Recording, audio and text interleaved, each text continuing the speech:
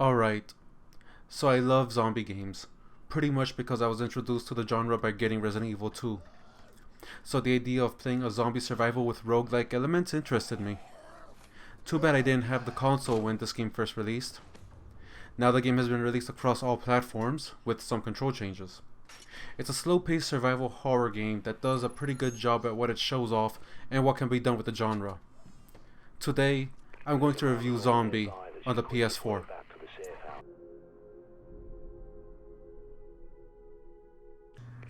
Zombi was first released in 2012 on the Wii U as a launch title, with the title Zombie U. Besides the Perma Death function, it also allowed players to use the gamepad to scan and handle their inventory in-game. It also had multiplayer, and from what it looks like, it's pretty much just a PvP capture point game mode with one player as the survivor and the other one controlling the zombies. Unfortunately, the game didn't do well and Ubisoft had scrapped the planned sequel. Zombie U was imported in 2015 for the PS4, Xbox One, and Steam, removed the U in the title, and also removed the multiplayer aspect of the game, while also adding a few new melee weapons. One of the biggest draws for the game is the Perma Death system. When the player dies, they lose the character and any of the items said character had in their inventory. After a bit of time, the player receives a new character in the safe house and has to go back and retrieve all their lost items from the previous life, where the previous character may be part of the living dead. I've had this happen to me a couple of times while recording, and it's kind of depressing seeing the dead character trying to kill me. Alright, time for story mode. If you don't wish for spoilers, please go to this point in the video. Everyone else, follow me into a world of death and the undead. The story begins with your character going through a destroyed London.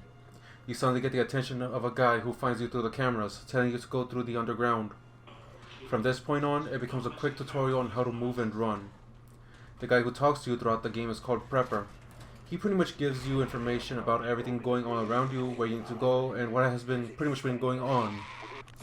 He sends you out on a few errands on getting supplies, first in a supermarket, then to Buckingham Palace for better equipment. At this point, you see just how bad London is hit by this infection, with so many zombies walking around and just how careful you need to be around them.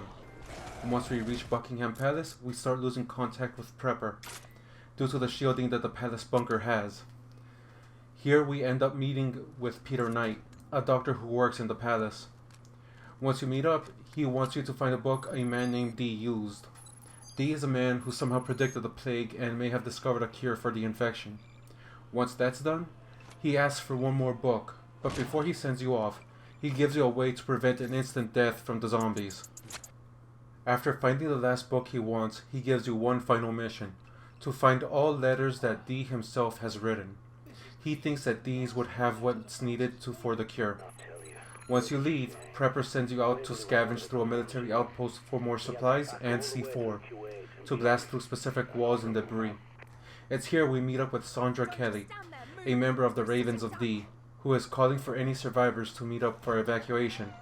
It's at this point where my first death occurred and forced me to kill the previous life. Once you reach the Tower of London, you will end up getting an upgrade for the pad, which will let you use it like a blacklight.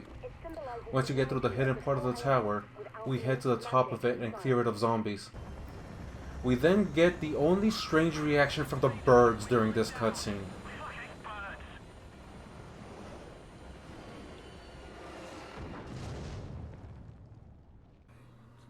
Once back in the safe house, Prepper asks us to go and get more fuel for the generator from a contact he has. Unfortunately, in some strange delusion, the contact asks us to go get medicine for his wife, which is located in a nursery. And let me just say, top 10 in creepiest places you're ever gonna go in. Once we get the medicine, get attacked by a teleporting radar jamming zombie, and deliver the medicine to the contact, who got a bit hungry while we were away. So we get the fuel and head to a cry for help at a church. Prepper gives us a warning about the call, thinking it may be a trap, and unfortunately, it was. We then get forced into a survival game with a group of madmen.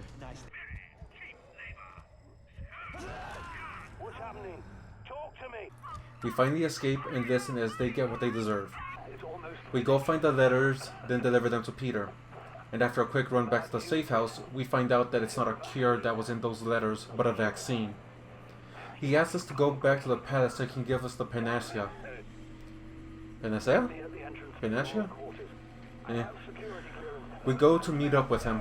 Unfortunately, we need security access to get the vaccine, so we go through the palace and end up finding him already turned into one of the undead.